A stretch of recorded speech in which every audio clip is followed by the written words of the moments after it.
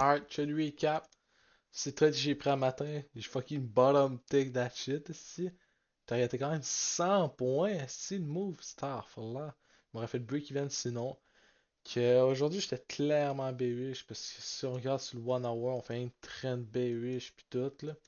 Puis là on était clairement bearish puis on avait un clear sell side et tout à aller chercher qui était là.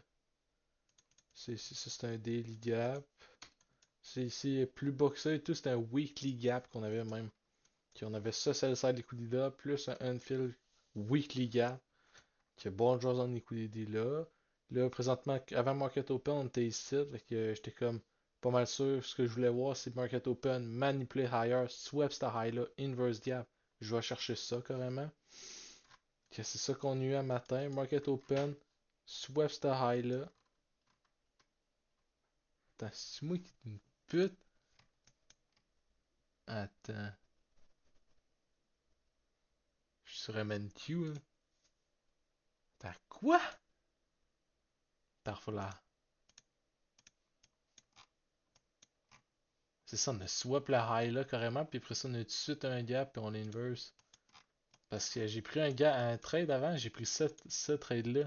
Je me suis fait stop loss smoke ici, là-dessus, hein. C'est pour ça que je suis up genre juste 240$. J'avais euh, j'avais pris ce trade-là avant, j'avais perdu genre 1000$. C'est pour ça que j'ai pris lui, puis j'ai fait 1500$. Puis là, ça m'a remis à 240$.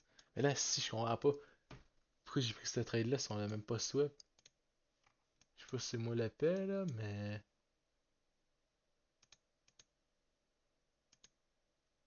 Ok, non, c'est ça, c'est pas correct. C'est ça ici. Ok. Le unfill one hour gap, ça. Pas ce high là. Non, c'est une demi-heure, esti. Ok, non, c'est ça, c'est ce high là.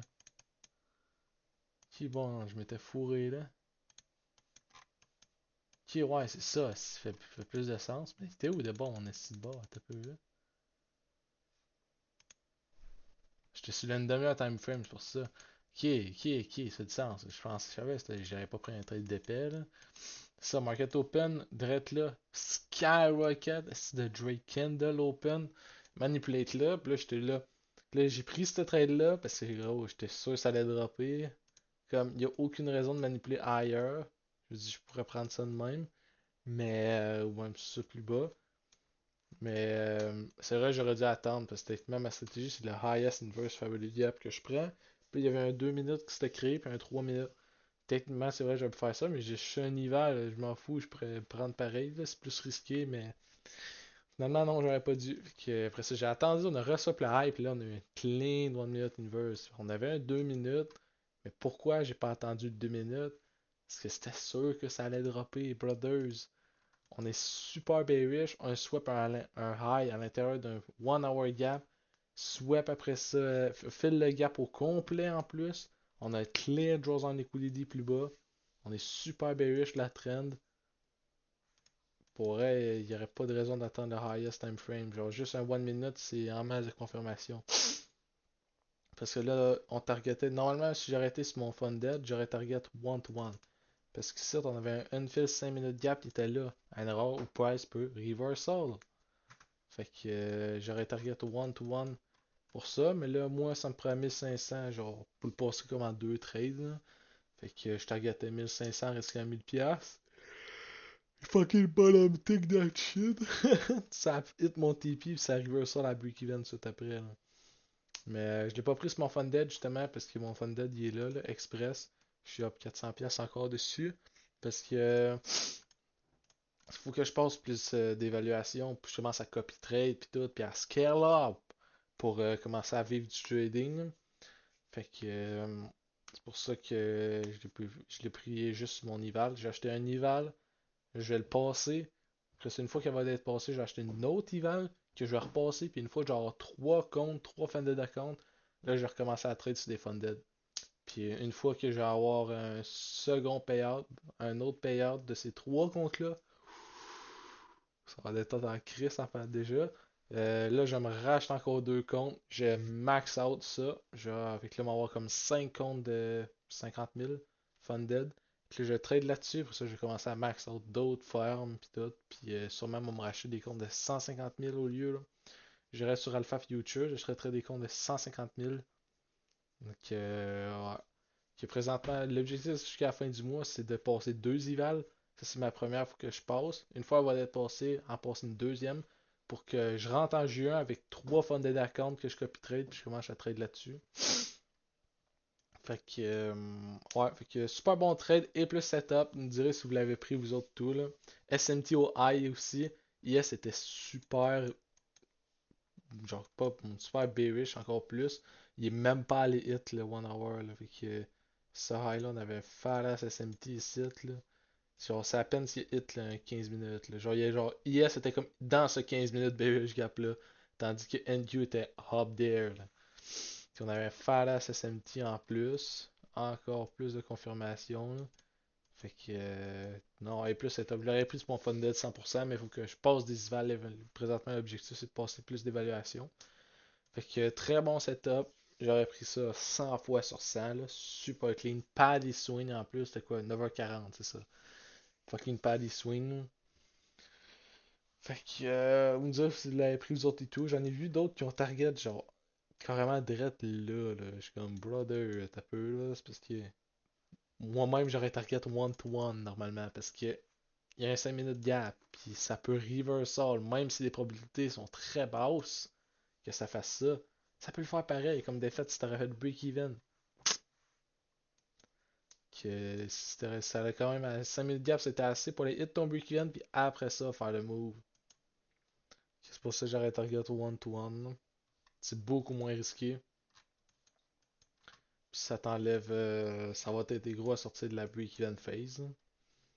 C'est super de bon setup. Clean trade, c'est le fun. Que présentement, j'ai pris 25% win rate. C'est pas. Je sais pas si le bon encore, j'ai juste mon express là. 75% de win rate. Mais c'est ça, sur lui, j'ai pris une coupe de loss. J'ai pris 3 loss! Ah, mais si, c'est ça, il faut que je vous compte ça. Aïe, premier trade que j'ai pris, le lieu qui s'est fait stop out. Man, asti. J'arrive. Je prends cette inversion là. Je prends le one hit inverse là. Là, ok, bon, l'inverse. Là, j'arrive. Je set up ça. Là, ça me dit, ok, ça me prend tant de cash. Je set up ma position de size. Je clique sur buy au lieu de sell. Et là, comme de fait, ça commence à dropper. Je suis là, fuck, fuck, fuck. Je vais cliquer sur buy au lieu de cliquer sur sell. Le close la position pour genre perdu comme une affaire comme 80$, si je pense. Alors, clique sur sell après. Là, j'ai cliqué genre rendu là. Si. Hey man, Christ. Puis là, c'est comme un loss, là, mais genre, c'est pas un loss où j'avais pas raison, là, c'est juste que c'est moi qui s'est trompé, on le voit ici dans les discussions. Ça, c'était hier, je pense. On voit ça à date? Le 18, ouais, hier, j'ai trade Asian Session. Puis là, j'ai pris long, tant qu'on avait take it, on avait filled comme un 1 hour, puis tout, puis genre, j'étais pas trop, j'étais comme, c'est pas un bon setup, je veux pas, si fuck off, je le close. Comme des fait, il y a play out.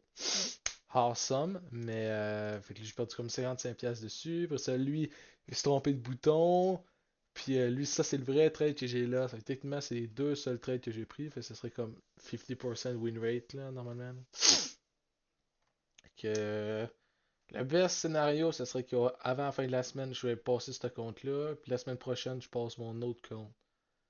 Fait que ce serait ça l'idéal, là. Pour que je commence juin avec mon funded account, là. Puis là, lui, j'ai eu mon premier payout, ça reset à zéro, là.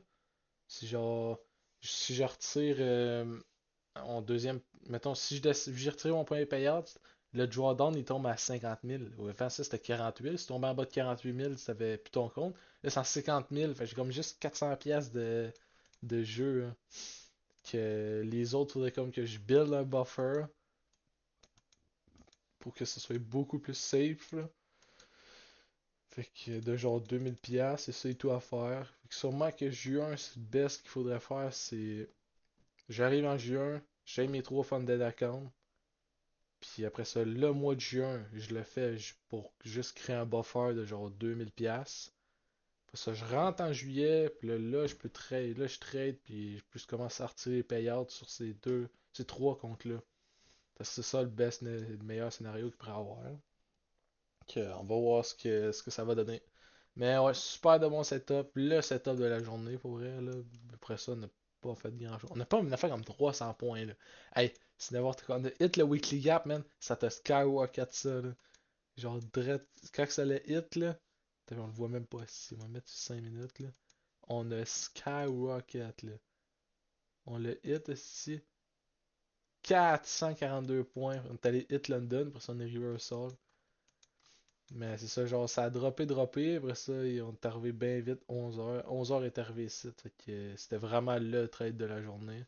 Sinon, il y en a un autre, je pense, qui disait que un One Minute Inverse. Je pense que c'était genre là, ouais, mais. Il disait genre c'est un bon setup, mais gros, ça a pris ben trop de temps pour l'inverse, là. Pas le genre de setup que je veux, mais ouais, ça c'était vraiment le meilleur setup de la journée. C'est le trade que j'ai pris aujourd'hui. Ça, ça.